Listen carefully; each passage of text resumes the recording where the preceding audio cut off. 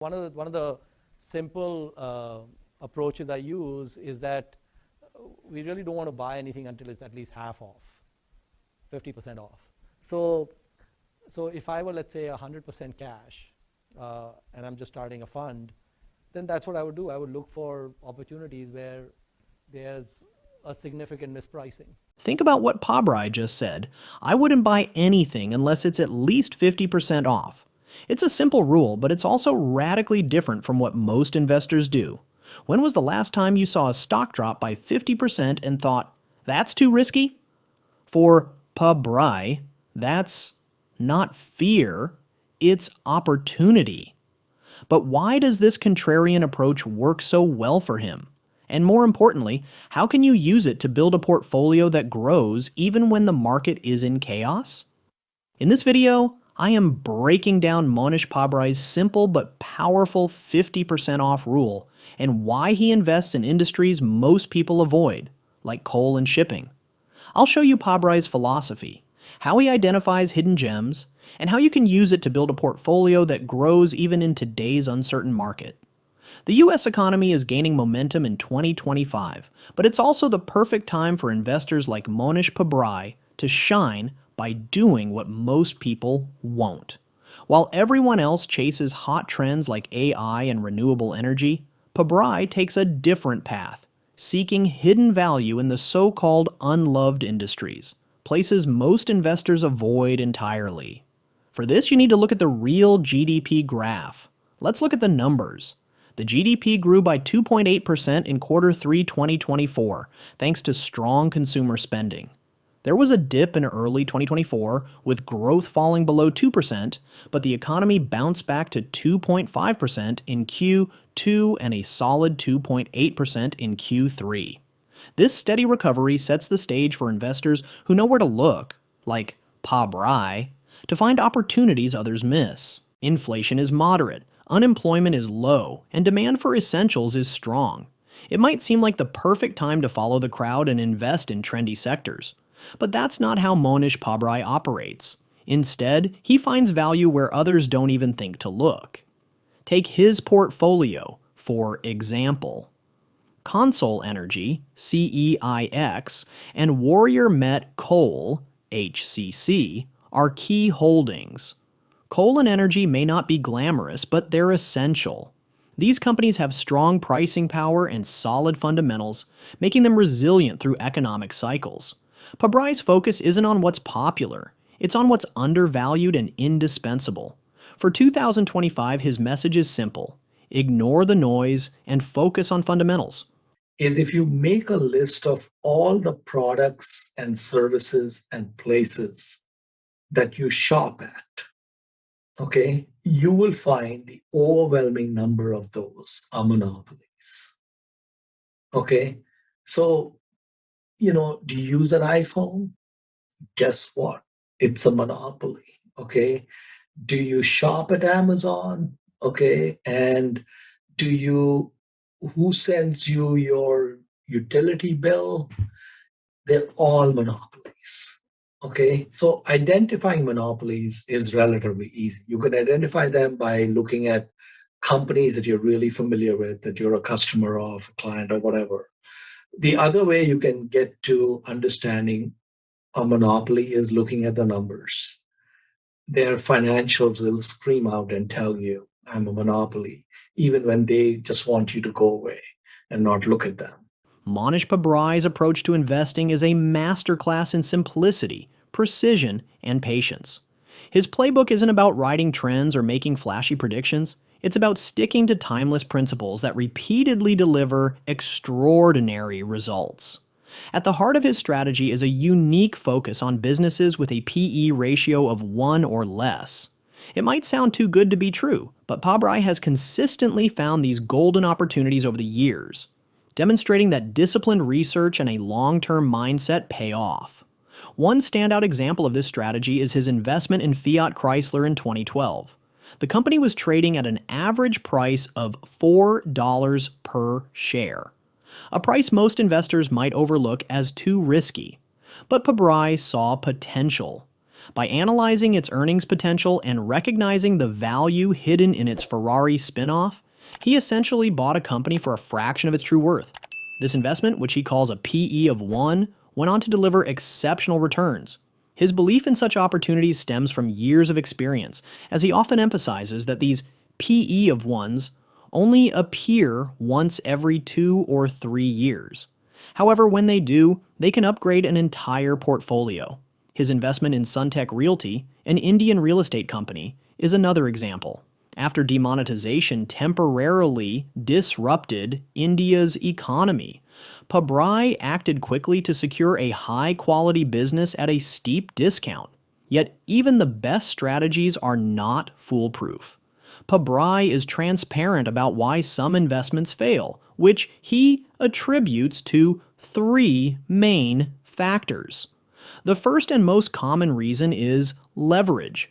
Companies burdened with excessive debt often find it hard to navigate unexpected challenges, making them risky bets. If you talk to Michael Porter, he would give you 5 books on what is meant by strategy and competitive advantage and durable competitive advantage. And if you talk to Warren and Charlie, they would just say it's a moat, and they'd break it down to one word. But basically, it's the ability of a business to have some type of an enduring competitive advantage that allows it to earn a better than average rate of return over an extended period of time.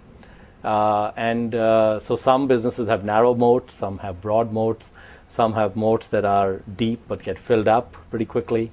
So what you want is a business that has a deep moat with lots of piranha in it, and that's getting deeper by the day.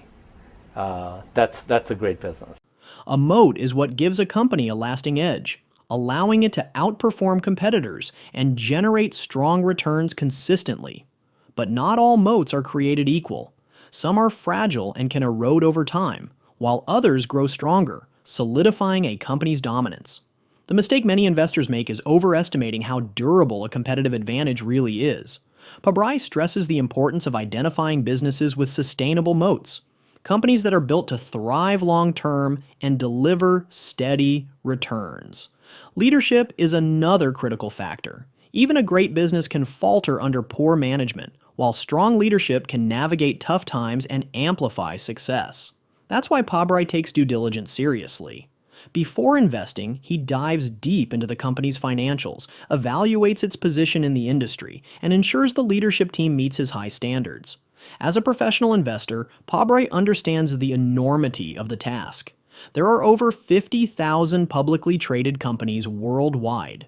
That's why he narrows his focus, prioritizing the businesses with robust moats and capable leaders that truly stand out. Yeah, I think shameless cloning is a good way to go. So as a professional investor, the universe of stocks to look at is very large. Globally, there are more than 50,000 publicly traded companies. And there's no way anyone could even look at 50,000 companies in any reasonable amount of time. One of the most fascinating aspects of Pabrai's strategy is his concept of shameless cloning. Recognizing the vast universe of over 50,000 publicly traded companies, he narrows his focus by studying the portfolios of legendary investors like Warren Buffett and Charlie Munger.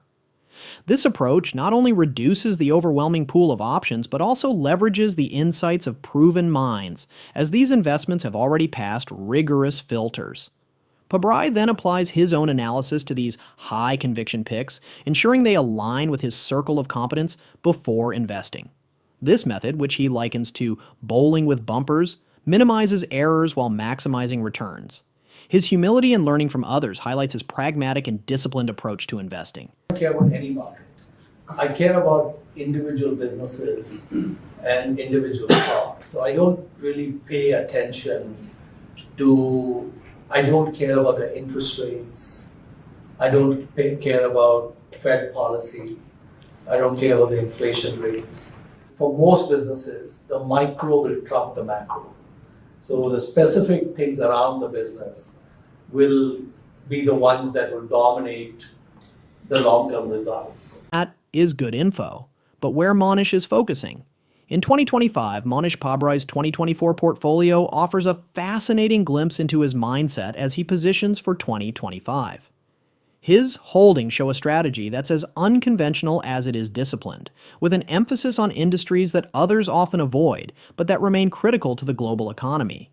At the heart of his portfolio is Core Natural Resources with the ticker symbol CNR, formerly known as Consol Energy CEIX, now accounting for over 45% of his total holdings after a dramatic 347.95% increase in his position. Why such a bold bet on coal? It's simple. Pabrai recognizes that while the world is transitioning to renewables, coal remains a cornerstone of global energy production, especially in emerging markets. CNR's operational efficiency and ability to generate consistent cash flow make it a prime example of the kind of company Pabrai loves, one with strong fundamentals, a durable moat, and significant undervaluation. Alongside CNR, Warrior Met Coal H CC stands out, with Pabrai increasing his stake by 48.12%. This reflects a broader theme in his portfolio: resilience in essential, though underappreciated industries. Coal may not have the allure of AI or tech, but Pabrai sees its value in supporting the world's energy infrastructure, particularly in regions where demand remains robust. His focus on these businesses shows his ability to separate emotion from logic and invest where fundamentals matter most. Then there's his intriguing new position in Danaos Corp. DIAC, a global shipping company. With its capital-light business model and essential role in facilitating international trade, Danaos aligns perfectly with Pabrai's preference for companies that dominate niche markets. Shipping may not grab headlines, but it underpins global commerce, and as supply chains stabilize and grow in 2025, Danaos is well positioned to benefit. However, not everything in Pabrai's portfolio is about adding positions. His dramatic 92% reduction in Arch Resources, ARCHOLD, highlights his willingness to adapt. While Arch once played a significant role in his portfolio, this move reflects his evolving priorities and focus on reallocating capital to higher conviction bets like Core Natural Resources and Warrior Met Coal. Pabrai's discipline in exiting positions that no longer align with his strategy is just as important as the bold moves he makes in building new ones. Energy, shipping, and other capital-efficient industries are poised to play an integral role in the coming year as the global economy stabilizes and recalibrates after recent disruptions. Taken together, Pabrai's portfolio showcases a clear narrative. He's betting big on undervalued industries that are essential to the global economy, but are often dismissed as outdated or uninteresting.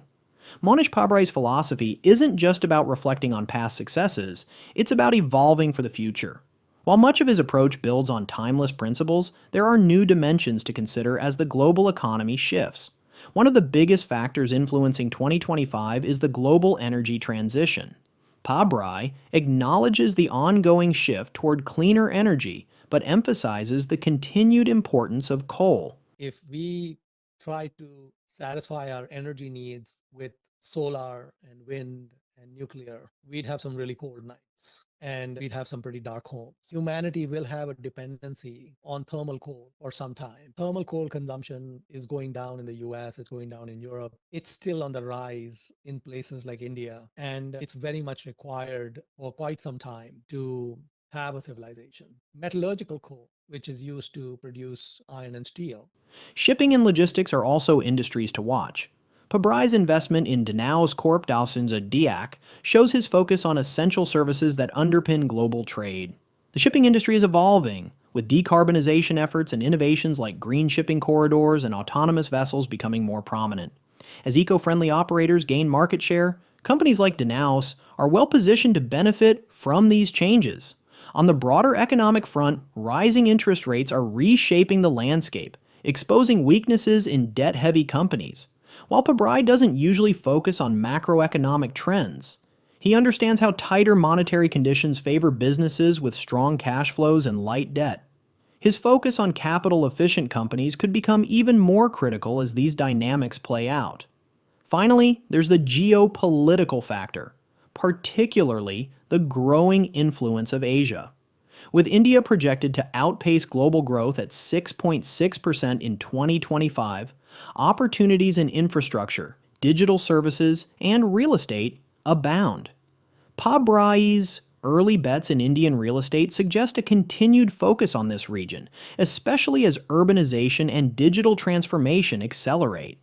Emerging markets like Vietnam and Indonesia, often overlooked, could also align with his contrarian mindset. Want to know what Buffett is buying in today's market? Click the video on the screen to find out.